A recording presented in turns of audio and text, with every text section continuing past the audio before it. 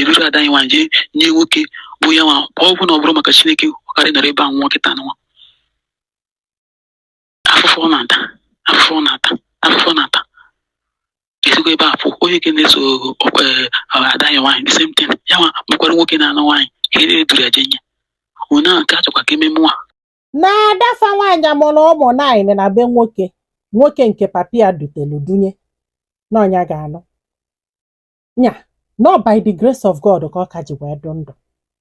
The second one no nwoke na-anụ nwaanyị aka akpịrị ya ọnụba akwa ịfọrọ ụfọdụ ụmụ nwoke bụ ụchụ jos na-eme poligami ịmụtakasị ụmụaka welufa na-achụ aja welufa na-eme ife sọlọgị. Ụfọdụ ụmụ nwoke dị mmụọ ike agbụ nya ifụta ụtụtụ ịwafa 12 efifi ịwafa 12 poligami ofu onye n'ime nwunye gị naked ese na ekwesịrị ibego ofu mkpụrụ amụ ịmụtasị ịma nzụ asụ ị na-ekefe welufe na-eme onwe onye chọrọ na onwe onye chọrọ nụ ka anyị na-egekwenụ onye a nke achọkwa ka ememe nwa chọrọ iyi useless na anyị na family anyị ọkwa ya even last one na nke na-eso anyị na-azụ kịta onye aka nke ya nwandịkwa nke na-eso nwa na onye aka nke ya nwandịkwa ya nwa anọgoro anaghị ihe dị 24 years mana ọ ya nwa sex girl ka ọ na-arụ kịta nwere ihe mfu na ọ na-aga aga ụmụnne m nke nwoke ha nwa dị a struggle ihe bụ na mmadụ na struggle ị ma na hardly to see 10,000 naira like mgbe ọ bụrụ na ihe 10,000 naira kịta nọ ka kpọọ ada phone ka weta 10,000 ama nweta nwe ya because they are struggling. Ọ bụrụ ihe ndị nke ọzọ kpara ka additional nri ndacha ụna anyị useless. So akụ ya I don't even have someone that will help me now. I don't have I can say because I'm not for a program okay I'm not that like where I can say I'm marry guy like open way be here ka gesi bia na ndom because even yeah if you go my self on a I didn't think because of my like you smell very judge like this which you pon in me I like I'm oppressed like frustration juru maro even ụmụaka nke ụmụaka nkịta na sometimes ọ na-abụ nne na ha ya like this iwu ha na-ewe ọ dị maka gazi ka enye ihe ka nwụcha ka mụ nwụkwa ka adịshọn na nke me close go but I don't have hope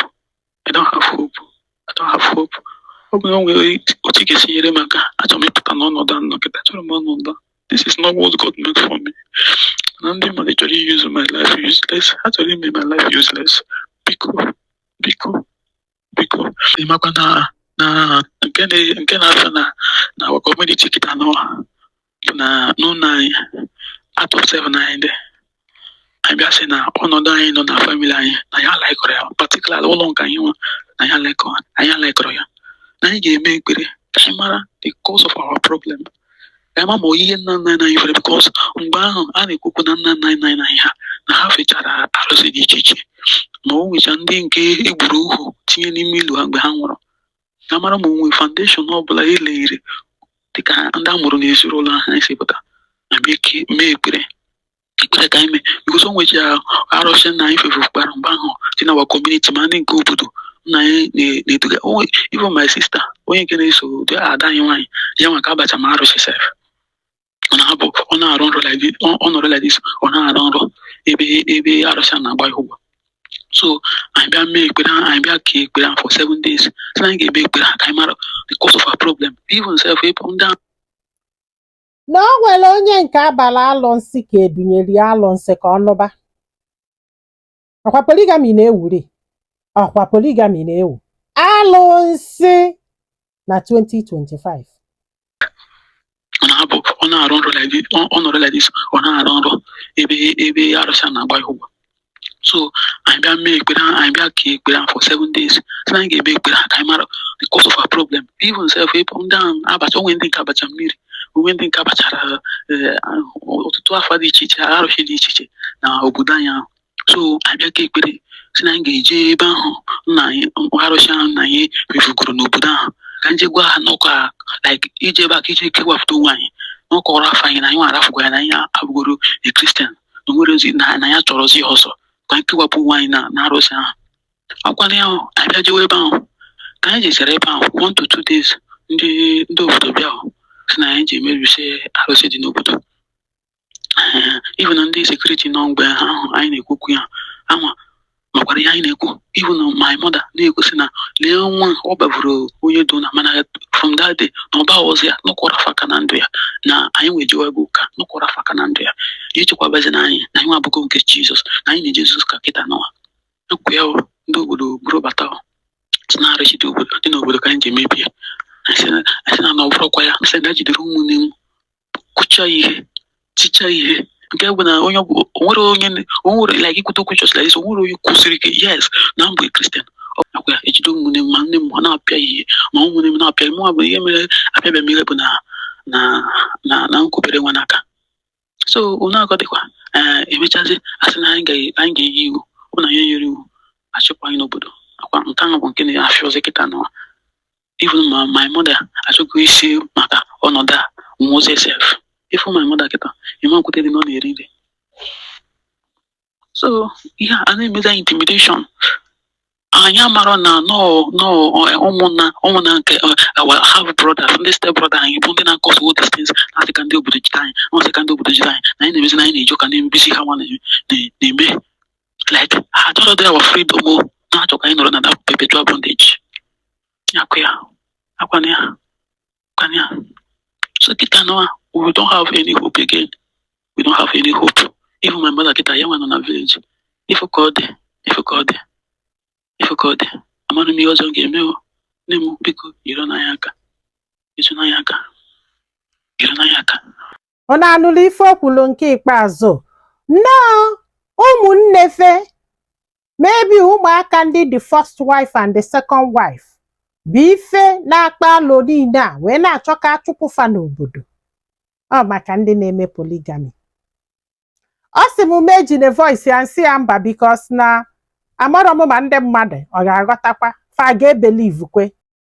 Agwa m unu na o nwere onye ọzọ polygamy na-efevọ na-abụghị nwoke. Gwa m ka nwoke nụlụ nwaanyị ọbata mụọlị ụmụ 9 oje chọba ọzọ ọ ga-anụ ọ chọta ọzọ agbamone nke afọ mụrụ mụsịa oje chọta nke ịtọ bata mụọ 9 kids ọgbaghị je chọọ nke nọnụ utu ọrụ utu o nwere ife ọzọ ọ na-achọ utu o nwere ebe oghele do ka anyị tinye wee mụba ụmụaka m kọsịcha and the doctor you can control them oje gwọọ ọgwụ welefenyesi alụ nsị ibinye ego dashia gị nwa ịmụsasị enyi amụ ike dashia gị nwa igonye mmanya ịkpọga ka dashia gị nwa wee were ụmụaka na-eme ife sọlianụ bikos nkala ịbịafe ụmụ nwaanyị ifu nwoke n'ụlọ izizi nụọ Igbo you accept to marry that person. It's obvious na ọgwụ ka o melụfa maybe na ọgwụ ka ọ na-emefa because I don't understand. 4 wives, how many kids?